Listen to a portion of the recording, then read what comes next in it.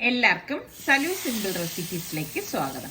ഇന്ന് നമുക്ക് ചപ്പാത്തിക്കും ഇടിയപ്പത്തിനും ബട്ടൂരയ്ക്കും ഒക്കെ പറ്റിയൊരു അടിപൊളി ഗ്രീൻ പീസ് കറി എങ്ങനെയാണ് തയ്യാറാക്കുന്നതെന്ന് നോക്കാം. അപ്പൊ അതിനു വേണ്ടി കുറച്ച് പട്ടാണിക്കടല ഉണ്ടല്ലോ, അത് വെള്ളത്തിൽ കുതിർത്താനിട്ടത് കേട്ടോ. അപ്പൊ ഇതിപ്പം ഒരു ഉച്ച കഴിഞ്ഞിട്ടുണ്ട്. അപ്പൊ ആ സമയത്ത് ഞാൻ വിചാരിച്ചു കുറച്ച് കറി ഉണ്ടാക്കി വെക്കാം എന്ന് എഴുതിയിട്ട് ഈ നമ്മളുടെ ഗ്രീൻ പീസ് ഉണ്ടല്ലോ, അതിനാണ് പട്ടാണിക്കടല എന്ന് പറയുന്നത്, അതും ഇട്ട് കുക്കറിലേക്ക് ഇട്ടിട്ട് ഒരു 5-6 വെളുത്തുള്ളി ചതച്ചത്, ഒരു 4 പച്ചമുളക് ഒന്ന് ചതച്ചത്, 1 ടീസ്പൂണോളം മഞ്ഞൾപ്പൊടിയും 1 ടീസ്പൂൺ ഗരം മസാല പൊടിയും 1/4 ടീസ്പൂൺ പെരിഞ്ചീരകം വറുത്ത് പൊടിച്ചത്, പിന്നെ ഒരു 5-6 ഗ്രാമ്പു ഇതിലേക്ക് ഇട്ട് കൊടുക്കുക. അതുപോലെ തന്നെ 2-3 പീസ് പട്ട, ഇത്രയും ഇട്ട ശേഷം 2 ഏലക്ക ഒന്ന് ചതച്ചതും കൂടി ഇട്ടിട്ട് നമുക്ക് പാകത്തിനുള്ള ഉപ്പും കൂടി ഇതിലേക്ക് ഇട്ട് കൊടുക്കാം. എന്നിട്ട് കുറച്ച് വെള്ളം ഒഴിച്ചിട്ട് നമുക്കിനി ഇത് വേവിക്കാനായിട്ട് വെക്കണം.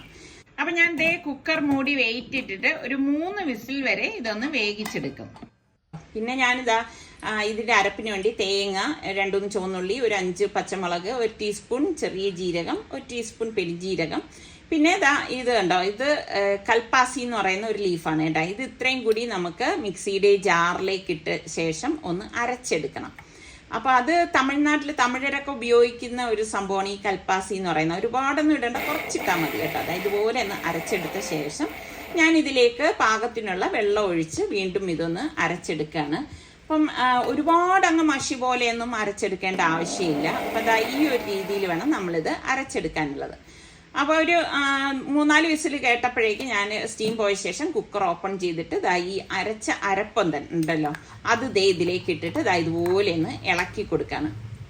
അപ്പോൾ ഇളക്കി നല്ലതുപോലെ ഒന്ന് മിക്സ് ചെയ്ത് കൊടുക്കും. അപ്പം നമുക്ക് എത്രയാണോ ഗ്രേവി വേണ്ടത് അതിന് പാകത്തിന് വെള്ളം ഒഴിച്ചു കൊടുക്കാം. ഞാൻ മിക്സിയുടെ ജാറിൽ തന്നെയാണ് വെള്ളം ഒഴിച്ചിട്ട് ഇതാ ഒന്ന് ഇളക്കി കൊടുക്കണം. അപ്പോൾ പെട്ടെന്ന് ഉണ്ടാക്കിയെടുക്കാൻ പറ്റുന്ന നല്ലൊരു കറി തന്നെയാണ് ഇത്. നമ്മൾ ഈ ഉണ്ടാക്കി ഉടൻ തന്നെ കഴിക്കുമ്പോൾ നല്ല ടേസ്റ്റാണ് കേട്ടോ. പാകത്തിനുള്ള ഉപ്പും കൂടി ഇട്ട് കൊടുക്കാം. പിന്നെ നമുക്ക് ചപ്പാത്തിയുടെ കൂടെയും പൂരിയുടെ കൂടെയും ഇടിയപ്പത്തിൻ്റെ കൂടെയും എന്തിൻ്റെ കൂടെ വേണമെങ്കിലും നമുക്ക് കഴിക്കാൻ പറ്റിയ ഐറ്റമാണ്. അപ്പം ഞാൻ ഇത് മറ്റൊരു സോസ് പാനിലേക്ക് ഒഴിച്ചു കൊടുക്കുകയാണ്. ഇനി നമുക്ക് ഇതിലേക്കൊന്ന് താളിച്ചൊഴിക്കണം കേട്ടോ. അപ്പോൾ കുക്കർ കഴുകി മാറ്റി വെക്കാൻ വേണ്ടിയിട്ടാണ് ഞാനിത് സോസ് പാനിലേക്ക് ഇതാ ഒഴിച്ചെടുത്തത്. അപ്പം രാത്രിയത്തേക്ക് ഇനിയിപ്പോൾ ചപ്പാത്തി ഉണ്ടാക്കാമെന്ന് വിചാരിക്കുന്നുണ്ട്. ചപ്പാത്തിക്ക് നല്ലൊരു കറിയാണല്ലോ ഇത്. അപ്പോൾ ഒരു പാനിലേക്ക് നമുക്ക് വെളിച്ചെണ്ണ ഒഴിച്ചു കൊടുക്കുക. 2 ടേബിൾ സ്പൂൺ വെളിച്ചെണ്ണ ഒഴിച്ചിട്ട് കടുകിട്ട് പൊട്ടിച്ചിട്ട് വറ്റൽമുളക് ഒന്ന് മുറിച്ച് ഇതിലേക്ക് ഇട്ടിട്ട് ഇതുപോലെ ഒന്ന് മൂപ്പിച്ചു കൊടുക്കണം. അതിനുശേഷം നമുക്ക് കുറച്ച് കറിവേപ്പിലയും കൂടി ഇതിലേക്ക് ഇട്ട് കൊടുക്കണം കേട്ടോ. ഗ്യാസ് ഓഫ് ചെയ്ത ശേഷമാണ് ഞാൻ കറിവേപ്പില ചേർത്ത് കൊടുക്കുന്നത്.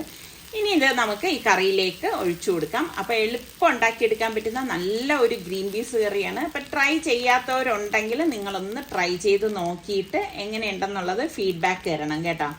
അപ്പം ഈ താളിച്ചതിന് ഒരു കളർ കിട്ടാൻ വേണ്ടിയിട്ട് ഞാൻ 1/2 ടീസ്പൂണ് കാശ്മീരി ചില്ലി പൗഡറും കൂടെ ഇട്ട് കൊടുക്കുകയാണ്. അത് ഓപ്ഷണലാണ്, നിർബന്ധമില്ല കേട്ടോ. എന്നിട്ട് ഇത് നമുക്ക് കറിയിലേക്ക് ഒഴിച്ചു കൊടുക്കാം. അങ്ങനെ നമ്മളുടെ അടിപൊളി ഗ്രീൻ പീസ് കറി ഇവിടെ റെഡി ആയിട്ടുണ്ട്. അപ്പം നിങ്ങൾക്ക് എല്ലാവർക്കും ഇഷ്ടമായെന്ന് വിശ്വസിക്കുന്നു. ട്രൈ ചെയ്ത് നോക്കിയിട്ട് ഫീഡ്ബാക്ക് തരാൻ മറക്കരുതേ.